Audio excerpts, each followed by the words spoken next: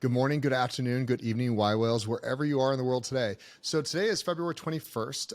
Bitcoin is suddenly deciding to continue to rise. We're at 24.5 and climbing. I think we almost hit 25 the other day. And that's a really good thing. I never mind a little bit of a bear market. I don't like the winters. They get a little lonely because no one wants to talk to us. But I never felt that this was a winter. This was clearly a bear market from valuations. But as far as kind of innovation, adoption, and really just building in the space, this has not been a winter. There is so much excitement over blockchain technologies.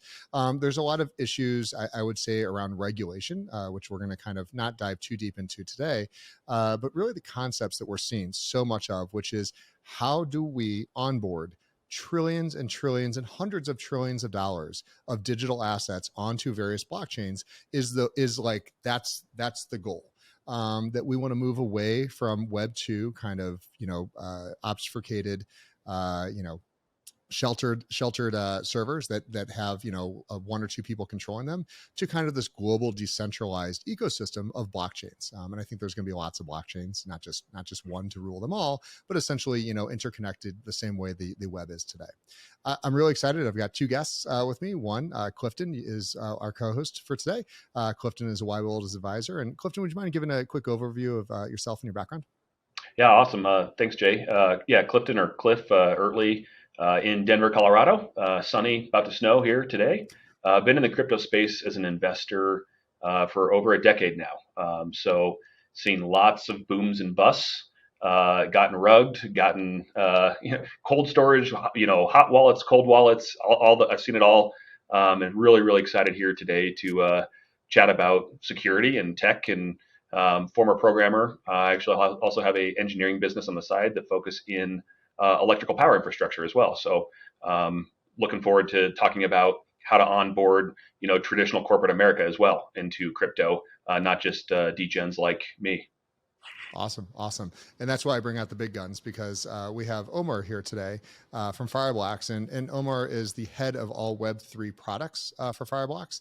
And so that means that basically if they're thinking about it, have thought about it, or going to implement it, Omer is aware of that, correct? Correct.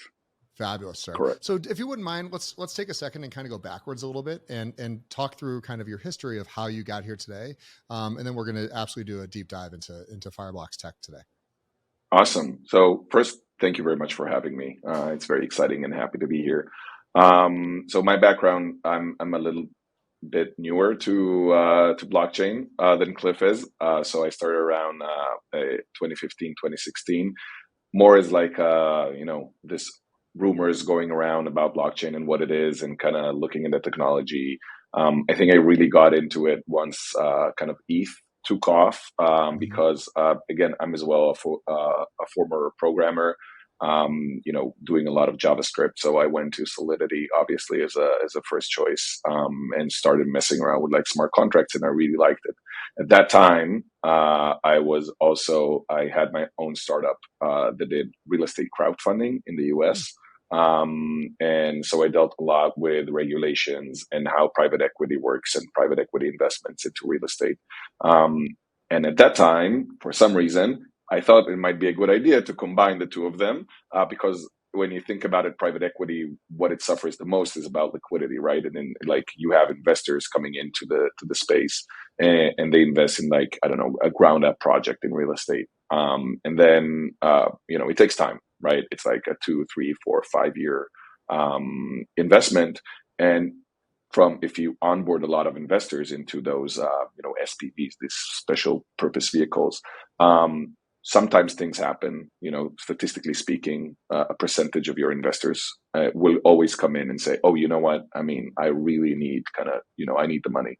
I cannot wait for the project to kind of finish up." And then we said, "Okay, what can we do in order to solve that?" Basically, these real estate companies that have investors. Dealing with investors is not their core business. They're good at like building buildings and dealing with the real estate and dealing with budgets, but all the kind of all the interactions with the investors is something of an overhead for them. So we thought about going the route of actually doing security tokens for the LP shares of these SPVs. So we built an entire system that tokenizes those LP shares into security tokens. So that's where I really got messy with blockchain technologies. I do believe I did back then, and I still believe that it's the future, but it's a little bit more in the distance than I would. Yeah, and I'm sure you could give a quick, a good overview on the difference between a security token and a tokenized security, which a lot of people very much confuse. Yeah. I mean, so a tokenized security in and of itself is an instrument that is already established as security, have the entire infrastructure behind it, but all represented as a token. Usually, when we talk about that, it's mostly about these very, very standardly, kind of a standard issue like bonds and things that are already have somewhat of a liquidity, but you tokenize those security in order to not necessarily enjoy the liquidity part, but actually save some operation overhead, and may have it as a more efficient tool of exchanging these types of securities. A security token, by the way, is a general term for a type of token that represents a security. And they have different standards. You have different ways of approaching it. It can be basically anything. I mean, if you ask the SEC, it's probably everything. But that we'll put aside. So for us, really, what we planned was to have it a seamless way to kind of provide some shape or form of liquidity. But if you think about it, it's also pretty easy to kind of let's say most of these. One of the things that we learned is most of these private equity, these LLCs are basically in a way self-regulated and self-registered. So if the LP shares switches hands, you actually need to keep it in an Excel sheet or something like that, because you don't have to report each time someone else actually takes ownership over these LPs. So even managing your cap table for that instrument is pretty hard. And if you have a system that actually you can click a button and say, you know what, by the way, this was before stablecoins. Stablecoins is a major thing, and that's in the scene right now. Then think about it: at the click of a button, you can issue proceeds, revenues, very easily without kind of to your users' wallets, without having all the overhead that's needed in order to wait. Did someone change hands? Wait, do we have the most updated list? Let's run through all of your investors. Let's make sure we go over the contracts that is signed, and so on and so forth. Sending emails back and forth. Yeah, various exactly. Dropbox links. Well, I don't have this data room. So it's. I mean, to me, even, and again, that was what brought me back into it. Was Ethereum and EVMs and this idea of kind of this global computer. Because similar to your background, I've spent a lot of times with kind of enterprise level ERPs. These massive systems that have were designed in the 70s and 80s, and some of them are still in operation today. And so this concept that we have now of being able to take away some of the storage layer of this and a little bit of the database layer as well, and say, hey, APIs are cute, they're great, but they're never going to be able to scale the same way that blockchain can. You're never going to be able to digitize, hundreds of trillions of dollars if you still have, these regulated kind of bodies that obscure what's actually happening and who holds what, and it turns into the GameStop mess, because everyone's guessing. There's no way to kind of deal with finality. I would say, just to compound on that, I think first of all, so I agree with what you said. But if you think about it, what is the cost of actually, if you think about integrated systems, right? You either have someone keeping a global standard, like a conglomerate or a group of companies that define a standard and make sure that everyone adhere to, and by that they kind of delegate trust into other players within that system. So it's all defined by the standard. Here, it's a little bit, right, with blockchain, it's a little bit different. You get that, in a sense, out of the box because it's decentralized. And by that, you can, again, it's not something new that I'm saying, right? But you can create this trust between parties that shouldn't be trusting each other because there's some, let's say, infrastructure between them that guarantees that trust. So I think that's you can say, okay, why do we need blockchain for that, right? So that's kind of the overall sentiment of like, okay, give me, why do you need blockchain for that? And I think one of the things that it creates is it seamlessly creates that standard and seamlessly creates that trust, and the overhead of adding a new, let's say, partner or adding a new entity into that infrastructure. If you think about it, if it's not on blockchain, then that party needs to integrate with all the rest of the parties, and they need to kind of, vet them, understand, okay, so the cost of actually adding is like tremendous in terms of like when it gets down to like scale. And here we get that out of the box. That's kind of what I love about it. Well, and that's actually why I got involved over 10 years ago in the space. Is I love the concept. If you guys have read, any of Taleb's book of anti-fragility, these monolithic ERP systems and banking systems and like the centralized structures are really, really great early on to create consensus and alignment, because you have it all within one organization or one piece of software. But in the long term, that robust nature of that software actually builds up a lot of technical debt, and then it's very, very hard to switch. And having like the anti-fragility of a system where individual companies or products or blockchains or tokens or whatever might fail, but not take the whole system down, allows the system to kind of like re-heal, learn from its lessons, and as a whole is much, much stronger than maybe just the sum of its parts. And so that decentralized nature and anti-fragility of crypto and Web3 is what got me involved, so long ago. Yeah, it's fabulous. So I'd love to kind of pivot a little bit over to the, like, we understand, and we can talk for hours about like the holy grail of true blockchain ecosystems, global financial infrastructure. And I think we're all there. The conversation I want to start right now, and Clifton, I'll pivot back to you to kind of address the problem, is that I have personally spent, 4 or 5 years trying to help educate people on custodying these digital assets, these digital tokens, these NFTs, you name it. And my first experience was, back in early 2010. Prior to, there wasn't even a wallet. Somebody had to teach me how to download one of the Bitcoin nodes, log into the node. You could see that my Bitcoin were there, and it was such a thing that I just never believed in. And we just threw away the computer and it's gone. But things really have not progressed that far, in the 13 years since I did that, because you're still dealing with a very binary. It's a seed key. And if anyone has that seed key, it doesn't matter what your compliance, doesn't matter what it is, you're now exposed and you're gone.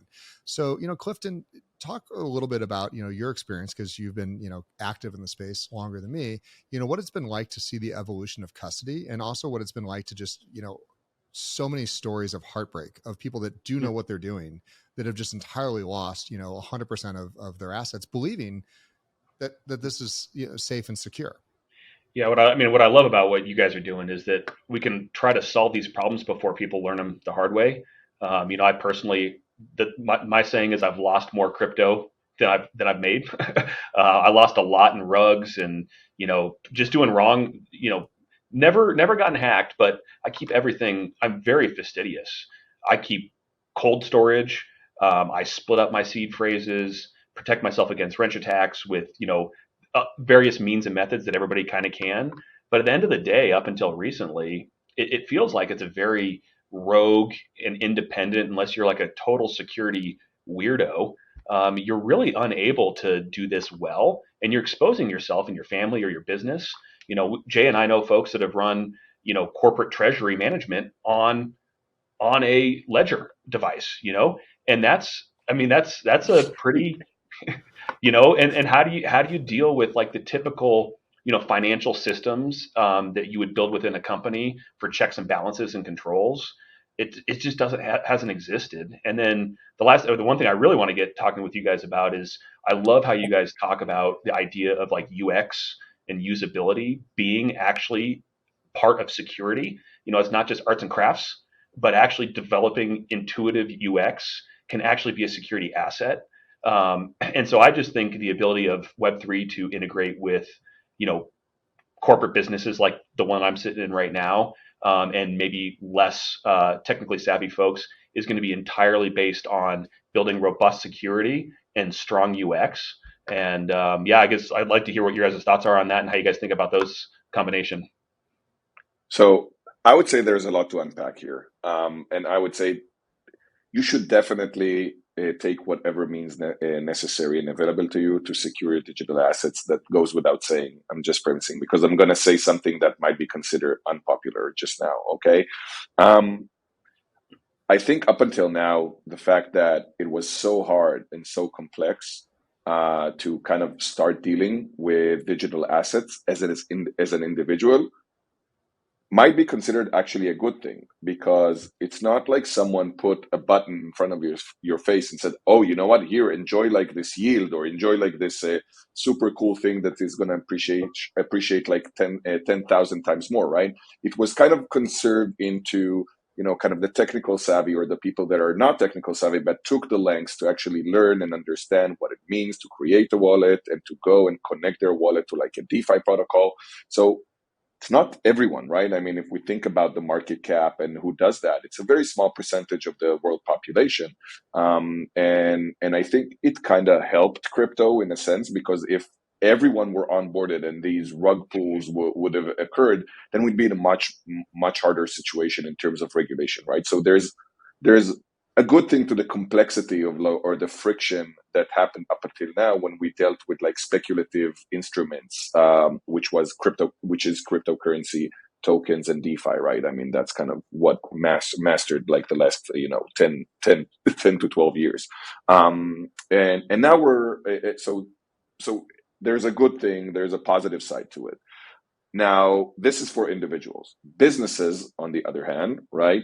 When they're looking at, right, they have like probably a CFO, someone that deals with treasury. They are used to dealing with the traditional financial system. They're used to dealing with banks. Banks are not just a place where you store your money. Bank gives you a lot of different features, like like insurance, like security, like financial instruments that are given by the bank.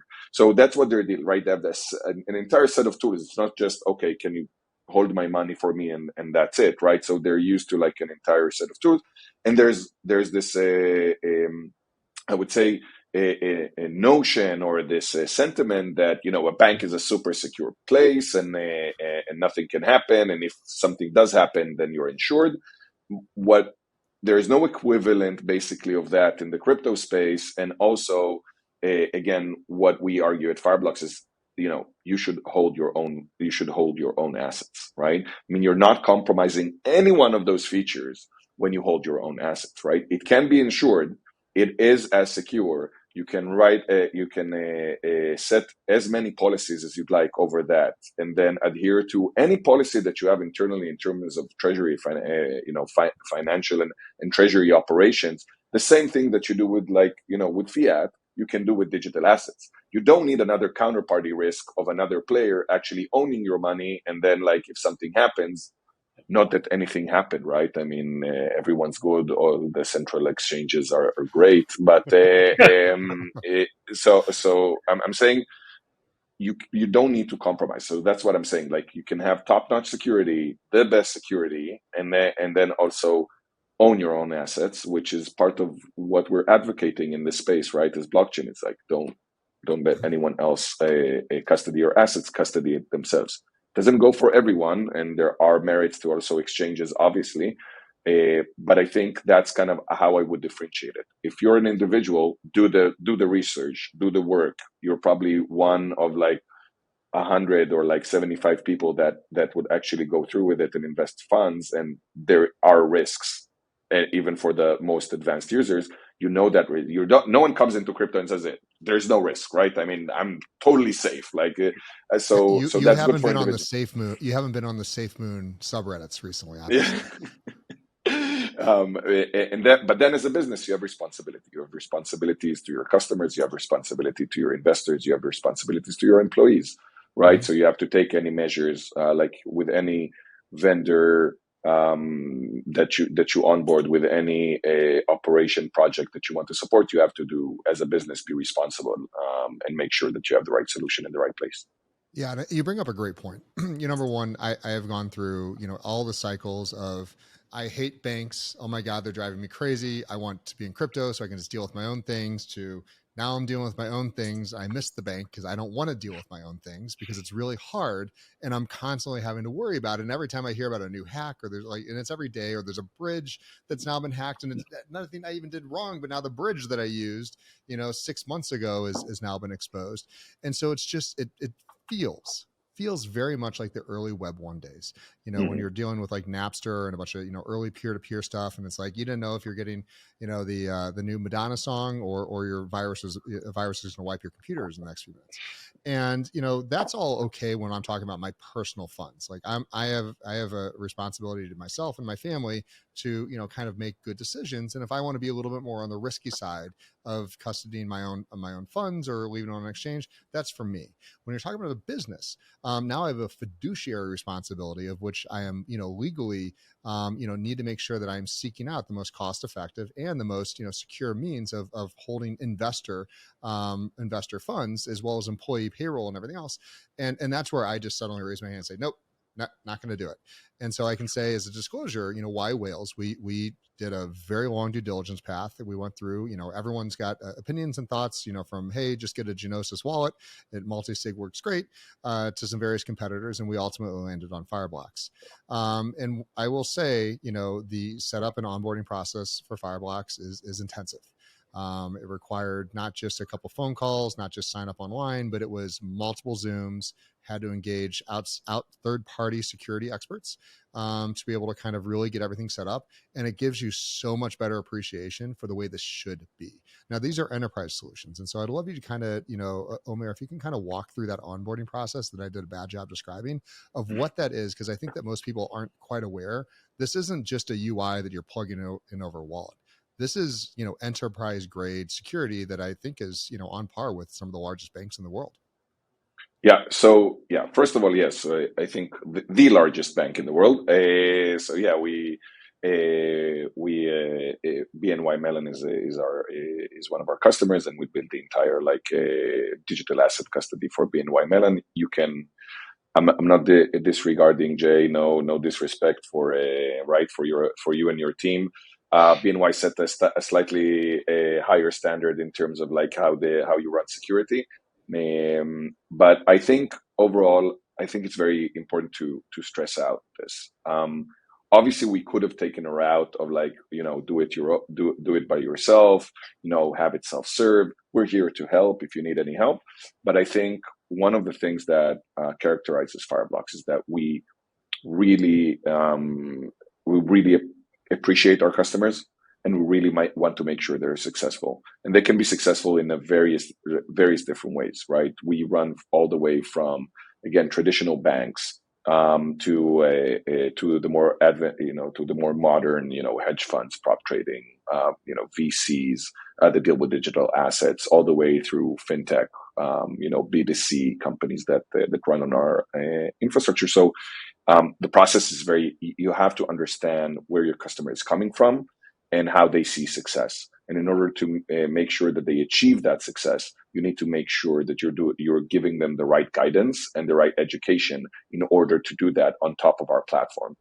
So it's important that we understand that, how are their vaults structured? A vault is, from a Fireblocks perspective, is basically, you can think about it like a folder that holds all your on-chain addresses or all your on-chain wallets, basically. So you can organize it in folders.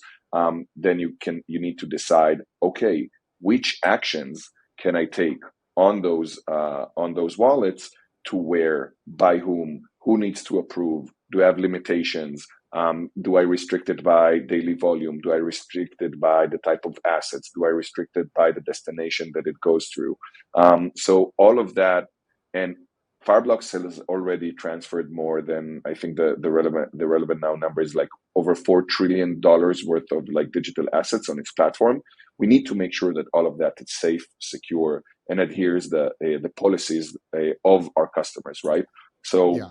And even if they don't have those policies set in place, new businesses, right? Then we help out. We give best practices, right? This is the way. But sometimes the personnel is different, right? The structure of the actual company is different. So you need to make sure that not only do you employ the best practices, but you also kind of craft it towards how that specific business looks like and how it operates, right? That's Yeah. why it's more intense, right? In the sense of, oh, take the keys and, kind of start the car. Yeah, No pun and intended. let's But, take yeah. let's take a second and unpack for the audience, because I think this is, to me, going to be one of the most impactful podcasts that we do this quarter, because most of our clients are business focused, and so everyone that runs a company, you've got your accounting department, you got your CFO and VP of finance and everyone else, and if you think about what occurs on a daily basis there, you can have, let's just say you have 10 people in that department. They all have various levels of access to various accounts. They can do various things, and they all have to be able to do their job.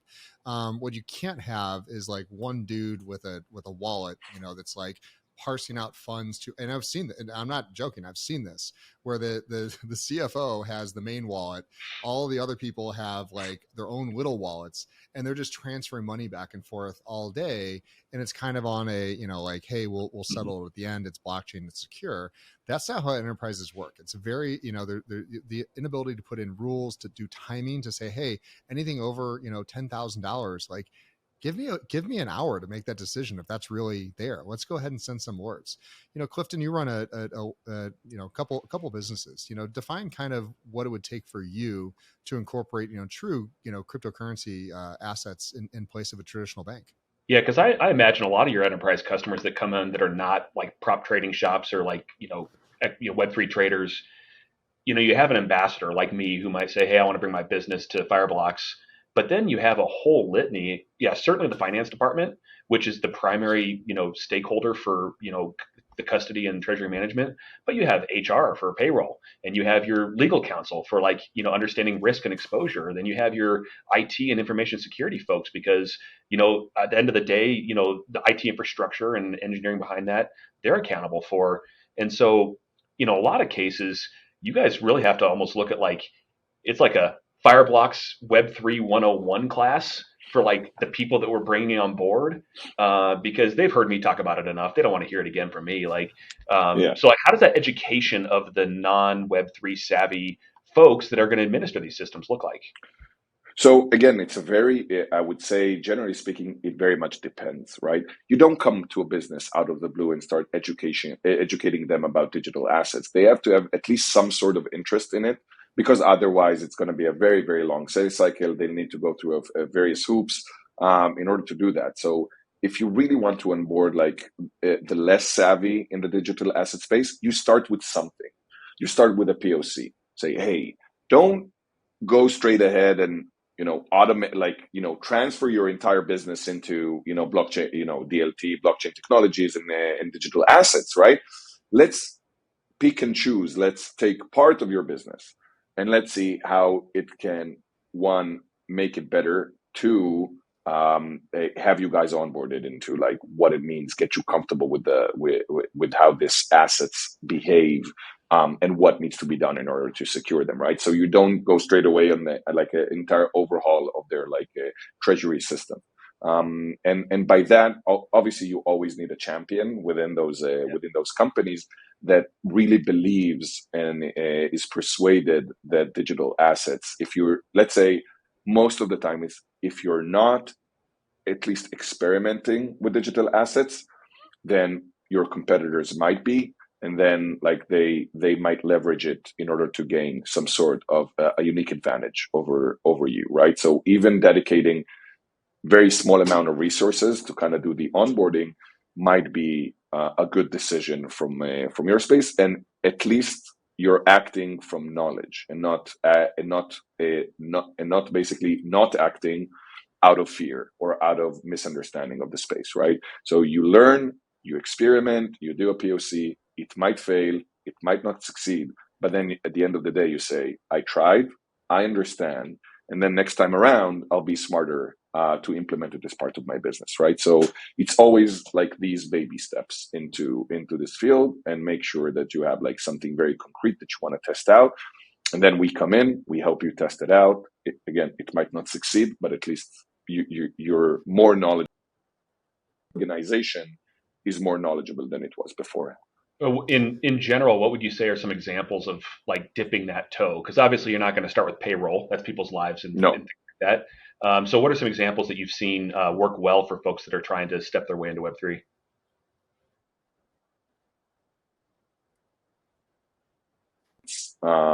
Within your companies is something that is super, super interesting. So currently within the, international bank system, actually transferring funds between one country and the next is one, expensive, two, takes a lot of time. So you have steady transactions. Then most of the time what happens is like, okay, I'm going to do it only once a week because it's such a headache. It'll take probably around 3 to 4 days. And I'm going to pay a lot for it.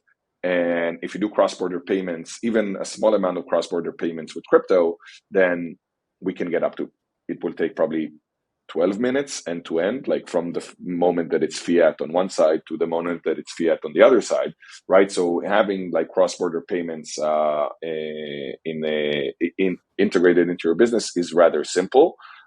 It's probably be a small scale. Again, you don't have to transfer all these funds, right? So you can choose, okay, I'm going to do only 20%, right, of my cross-border payments on crypto rails. Let's see how it goes. If it's great, then we might take it up to 50, and then 70, and then 100%. But it's a good thing.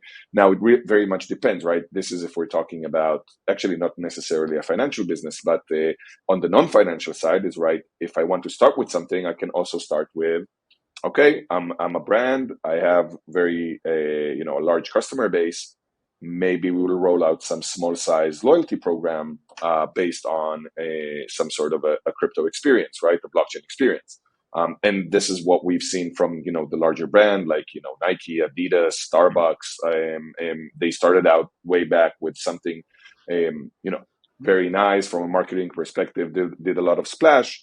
But if you think about that compared to like their core business, it's exterritorial, small, kind of, dipping your toe into like this space, gauging it. So on any front, you can, kind of dip your toe with something that's a little bit exterritorial to like your core business, or is a small part of your actually your financial or treasury interaction. And I love the concept you're saying, because I gave an example of, the what everyone thinks of cryptocurrencies, which is the finance department. And Clifton and Omer, you guys did a great job of making sure, to be clear, like this is every department in your business will be touched by Web3 and blockchain technologies. Your marketing department, which is, and I love everyone in the marketing department, I get it, but generally they're not designed to handle, assets that have, can have large amounts of value. They're there to defend a brand. They're there to build a brand, and most of the things that they're giving away are truly given away. But when you start talking about loyalty programs like you are, Omer, is like if American Airlines lost control of their points and they just suddenly went out to, suddenly they were minted more or sent out to the wrong people, like that entire program goes up in smoke. And guess what happens to the stock price? I guess what happens to the investors, like it's a disaster. And that's what we're kind of on the cusp of right now, is that we hear all these loyalty programs and, hey, we want video games to move over here. The problem is that because we're turning these into, monetizable assets in a way, and it may not be even thought of, like Coca-Cola points are designed to be fun, but they do have a real world value to someone else. They're being sold on eBay and other places every single day. And now we're making it easier for that to happen. We can put some controls in. But the point being is that having a really clear unified system that your entire company is working on, from finance to marketing to HR, makes it so much simpler versus, passing out 200 wallets and then you've got some dude running around trying to audit these things every single second. Yeah, I mean, I totally agree with that. I think, but that goes to show. So I, again, 100% agree with what you said. I think what the sentiment that's going on right now, and what is often missed by some of these big brands, is when you're tokenizing, you're not just tokenizing that asset. You're not just tokenizing like that, piece of ware. You're actually putting some of your brand equity and your IP on chain, right? If something affects that, if it's compromised, if it's lost, if anything happens to that, first of all, the crypto community will be all over you in like 1 second. And second of all, it will leak out right to the rest of the world. It's like it will make you look, I guess, bad. So I think, and again, shameless self-promotion, but I'm saying that security needs to be taken into account not only on the assets that you hold, not only on the ETH and Bitcoin and even the high value NFT that you own, is about your IP, which is, let's say, the smart contract, the token contracts, and things like that, to not be compromised, because they hold the entire potential of that specific endeavor or that specific project, right? If a token contract gets hacked, then basically you didn't lose the value of the assets that were minted. You also lost the future value of all assets that could have been minted by that token contract. And second of all, it's your IP, it's your brand name, right? So you lose a reputation. So I think that's important to know that there's a concern here that needs to be mitigated and should be taken into account. It's not just, hey, let's hire this agency. This agency will do everything for me. They're a small studio. Oh, we just need that NFT drop, right? I mean, just draw some monkeys. I don't know, toss them around, and we'll be great. I mean, it really needs to be well thought of. And even when you're choosing vendors, it's important to choose the right vendor. And even when you do that, this is, I say to all these kind of types of players, you need to have a strategy and you need to have a hypothesis. I mean, it's not if you build it, they will come. It's a type of situation where you say, I want to test a specific thing. I want to test user engagement. I want to test retention. I want to test brand awareness. And I know how to monitor that. This is the success metrics that I'm going to do for that POC. If I achieve those, what then? Like, okay, we're successful. Now what? What's the long-term strategy? Does that kind of portray where we are at this first step? So don't go blindlessly into like some hype. Just make sure that it's aligned with like your overall, like your long-term strategy, and that you take the necessary steps in order to make that happen. I love that. So Omer, if you wouldn't mind, talk to me about the security side of what you guys do. And, obviously don't do a do quan and reveal everything, but the concepts of like a C key is a C key. And if you do truly have that secured and no one can see it, to date, no one has been able to break those, getting around that C key. So we do have a good plug, like we can stop things there. The problem is it's very binary. It's either you get it all or you get nothing. And that right. doesn't, we've already kind of gone through that. That doesn't work. So talk to us what you're putting on top or in between that seed key and the user and experience. So it's totally different paradigm. So the single point of failure is actually the private key, right? I mean, if you said it at the beginning, someone takes my private key, he owns my funds, right? So a private key is the single point of failure. What Fireblocks does is eliminates that single point of failure. So at no time, even during creation, the private key is whole in one place. Not during creation and not during signing, right? So basically what happens is it's being created in 3 different, what we call key shares, right? Each key share, each key share represents basically a part of the private key, although again, it was never whole in one place. And each time that a transaction needs to be signed, each key share signs itself, and together, just the signature, they're like a signature of the entire private key. So not only does the private key not exist in one place, also because we use zero knowledge proofs, and again, it's called what we call the MPC CMP. So like it's MPC stands for multi-party computation. CMP stands for the initials of the people that wrote the article, the scientific article about it, which 2 of them work within the company.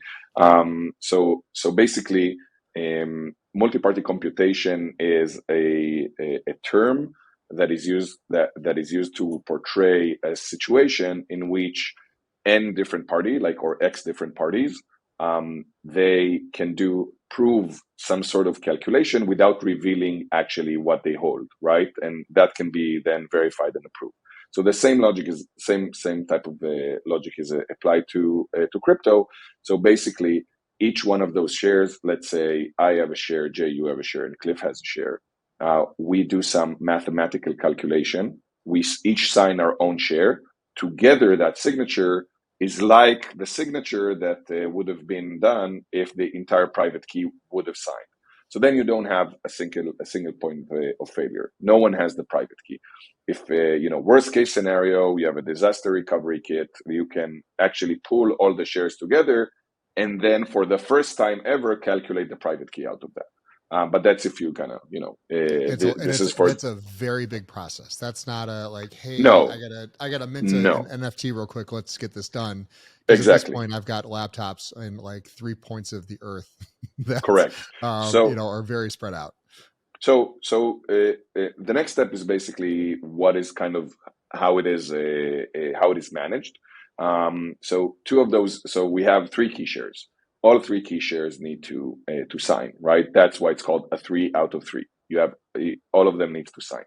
So then 2 of those are managed in different cloud platforms over like a very, very robust and very secure technology called SGX by Intel. And it's what we call a secured enclave. And they're kept in like different servers, different geographical locations for each one of our customers. And then the third one sits with our customer, basically.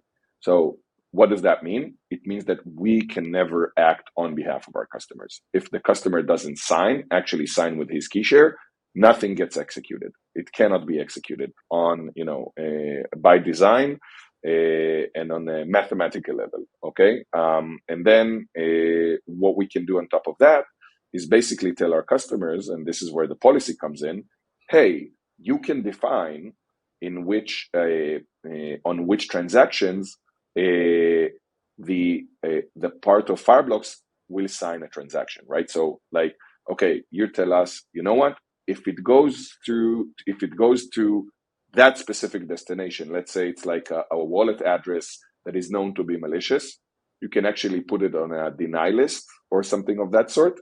And then each time that a transaction will come in and say, oh, I want to transfer like 10 ETH to that destination, to that address, it will be immediately dropped by the policy, right? So, and then you don't even get a chance to sign it because you defined a policy as such that you will not be able to do that, right?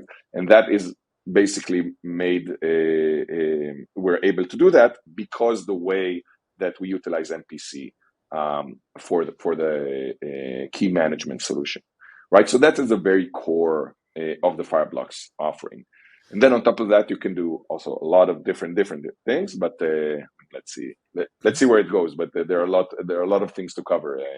And I can speak a little bit from experience on this. To me, I have once it's up and running, and that's when it's you've gone through the onboarding process, which is intensive and designed for enterprise level solutions. It's not designed for a dude that's got 1 Bitcoin and 0.5 ETH. But I can say that from once you're up and running and you understand it and your team has been onboarded, it functions very, very well. It's never stopped us from being able to do anything. It's never slowed us down. It feels like a very efficient workflow that feels just like any other banking workflow that we use because we have multiple traditional banks. Where it starts to feel a little different is like I had to upgrade my phone. And when I upgraded my phone, I'm one of I'm not going to disclose too much here, but I'm one of the authorizers on certain types of accounts. And because of that, I had to go re-KYC back in. I could not, just even though I had authentication codes and everything else, like I know all my stuff and where to get it. Fireblocks said, that's great, but this is a new device. You're a critical piece of the infrastructure. No, you're going to you specifically have to re-KYC. And I was traveling at the time. And so it just goes, hey, payments are waiting until Jay gets back because Jay in Mexico is not allowed to KYC until he's back in an IP address range that is normally compliant with his office. So there is some amazing little things that you guys have done that I'm sure that there's some best practices out there that you picked them from, but I'm going to put it over to Clifton. And I always ask this question, what does it take to put your treasury on chain? And, people all the time, say, hey, why don't you just put it on there? I was like, because it's not safe. It's not secure. After hearing, Omer talk about it, do you start to feel confident that it can just sit in a seed key or in a vault with Fireblocks? Do you feel it can confidently sit there and not be a target? Yeah, 100%. And I think something I'm talking with my CFO about is for us is moving the kind of like our rainy day fund or strategic fund that we might use for M&A that might just be sitting in a money market making 0.1% right now, and yield farming with a percentage of that. Not getting Terra Luna or doing any sort of like crazy yield farming, but just getting a decent return on USDC or any other like maybe non crazy stable coin, or maybe find a good stable pair, ETH USDC or something like that, yield farm on Uniswap. I think that's where we would probably start. Minimize transactions. We wouldn't be having to set up a lot of those vaults and permissions and things like that, and would be able to slowly dip our toe.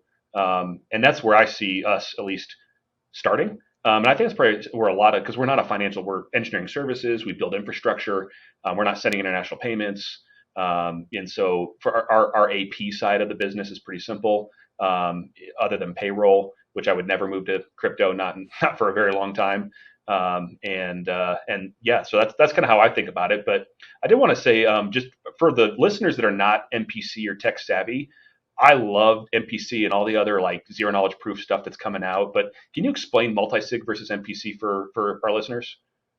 Yeah, sure. So one of the key advantages, so let's talk about what multisig is, right? Multisig is basically, you can take a bunch of wallets, right? Each one with its own private key and seed phrase.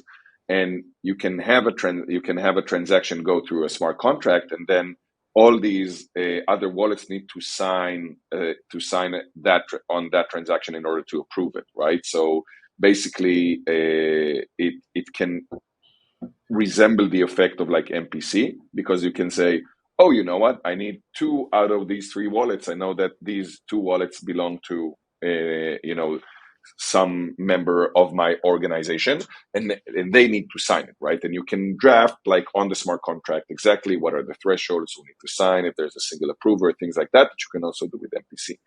So, but the fact remains that even on multisig, if it's not, by the way, and they're not mutually exclusive, like one of those wallets can be on MPC, right? I mean, the ones that need to sign on multisig, but think about how costly a transaction is on multisig, right? Because you need to send a transaction, and if you have like 5 people that need to sign, that's another 5 transactions that need to need to happen in order for that single transaction to actually occur. Also, if you want to provision new wallets, right, then it's also very costly. With MPC, what you can do basically take all that and put it off chain.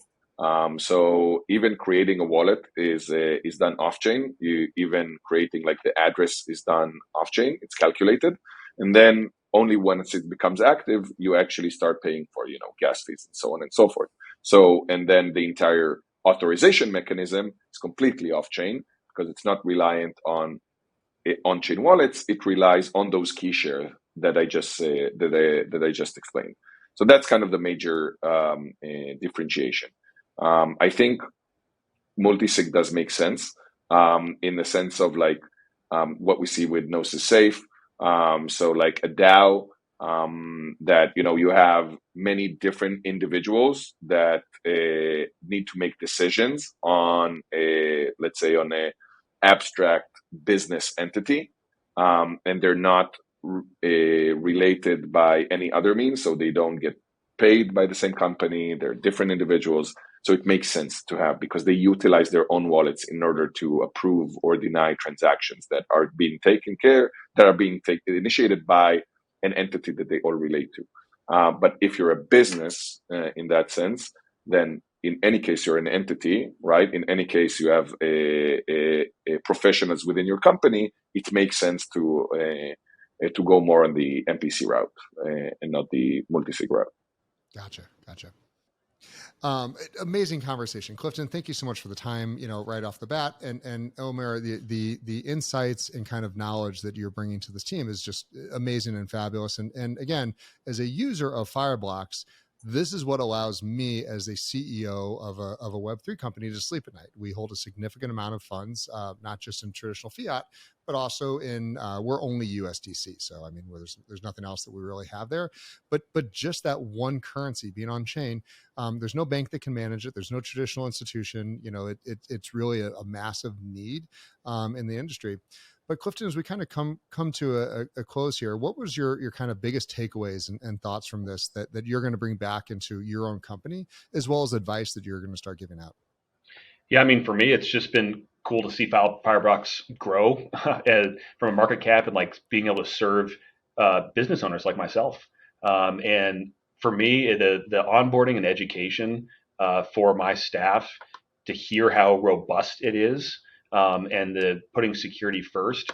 I mean, Jay, your story about not being able to sign a transaction in Mexico because you got a new phone. I think I'd actually prefer that to getting hacked. And so I really, really appreciate that thought, and the fact that you guys are still building out really cool products and features. We didn't even get to talk about third-party integrations, but that is another like really cool thing. So yeah, I think it's an opportunity for corporate America and corporate world, traditional enterprises to slowly start dipping a toe into Web3. Awesome. Yeah. And I'm sure we'll have Omer onto a deep dive so we can do an unrecorded, full no holds barred onto where this is going or not. But Omer, as we bring this to a close, and we've talked about a lot of concepts, I really want to pivot over to you as a professional in the space. You have access to, some of the top professionals and data scientists on the planet. What are just your thoughts about where this industry is and where it's going? No financial advice.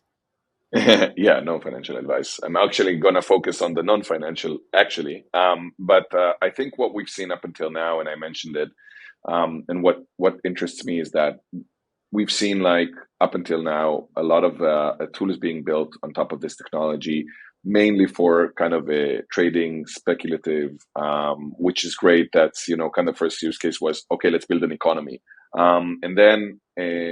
And then building the tools to kind of service that economy. I always like to say that, yes, it's painful, right? I mean, people get hacked, people get Cliff is getting rugged, but these are all kind of learnings and iterations. I mean, think about it. What DeFi has achieved in the last 2-3 years, going through such rapid iterations of like testing new ideas and implementing on that, failing or succeeding.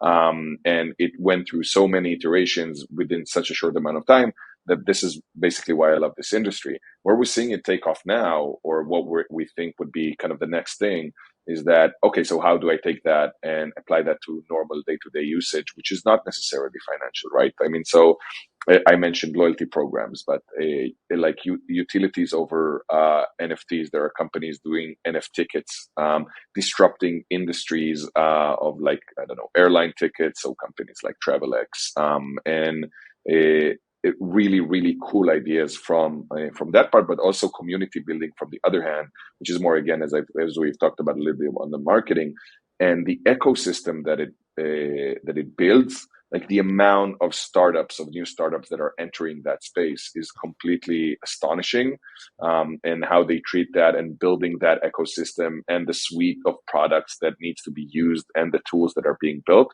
For me, that's the most interesting, and this is where I think we're going to see a lot of growth, exponential growth over the next 2 or 3 years.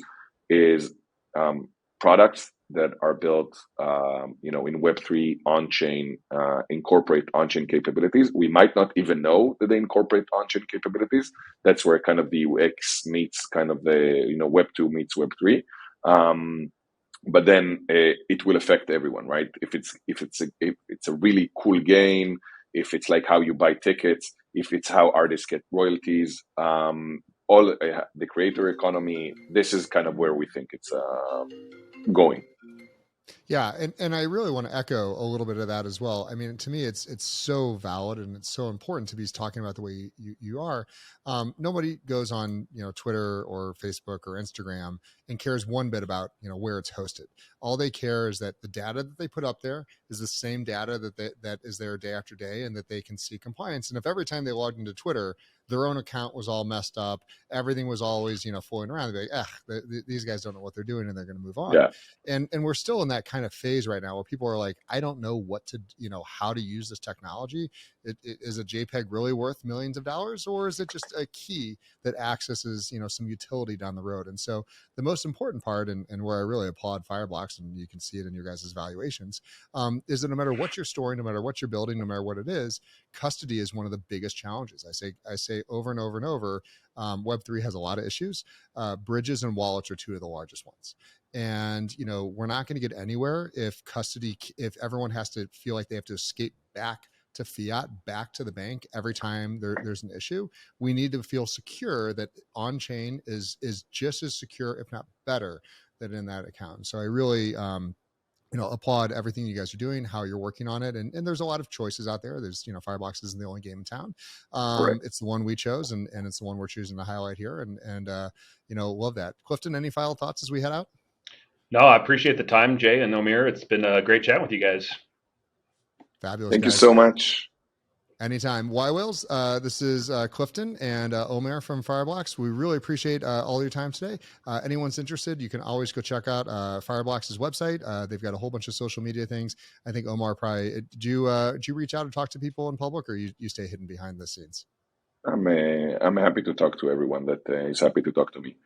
And maybe some people that are not very happy to talk to me, but yeah, I'm fine with it. Awesome. yWhales, this is Fireblocks. We'll talk to you guys next time.